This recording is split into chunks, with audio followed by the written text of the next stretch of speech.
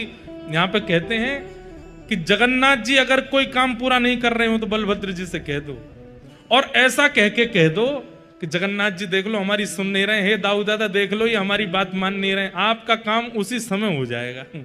वो बड़े देव हैं। बोले अगर मैंने इनसे कह दी कि मुझे चोरी करनी है तो बलराम जी पूरी जगन्नाथपुरी को बुला लेंगे और सबसे कहेंगे हमारो लाला चोरी करने आएगा, व्यवस्था करो।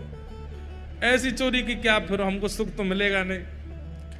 बेचारे वहां जहां हम चोरी करने जाएंगे सब बेचारे कहें लाला चोरी कर लो, आ जाओ हमारे घर आ जाओ, चोरी कर लो। दाऊ दादा के हल से इतना डरेंगे सब, हमको सुख नहीं मिलेगा। माधवदास जी बोले तो फिर अब चोर कहां से लाऊं आपके लिए, किसको लेके आऊं, किसके साथ जाओगे चोरी करने? तो जगन्नाथ जी मंद मंद मुस्का के बोले तुम बढ़िया हो, तुम चलो, तुम साथ दो तो हम कर लेंगे।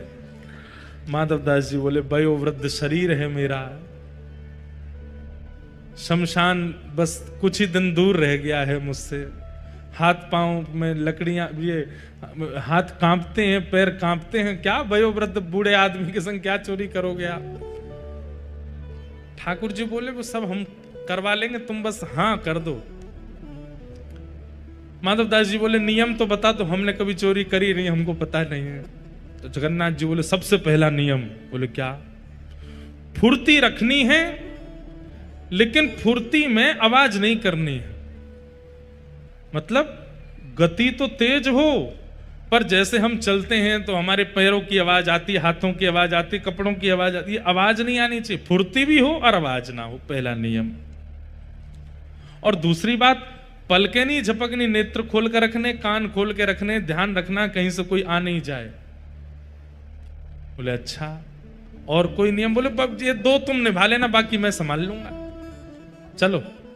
माधवदास जी बोले कहां जाएंगे चोरी करने? कौन गोपी, यहां कौन गोपी के यहां जाओगे? बोले गोपी भोपी के यहां नहीं जाएंगे। तो बोले ये जो राजा हैं जगन्नाथपुरी के, इनके बगीचा में खूब सुंदर सुंदर कटहल होते हैं, और देखो ये हम हमारे लिए भोग लगाने भेजते नहीं है, हमको कटहल खाने का मन कर रहा है, कटहल की चोरी करके आएंगे।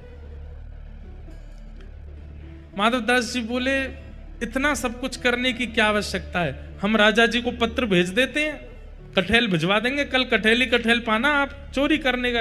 अरे माधवदास फिर तुम वही बात कर रहे हो, तुम कटहल मंगाओ, चलो कह दो राजा से कल एक कटहल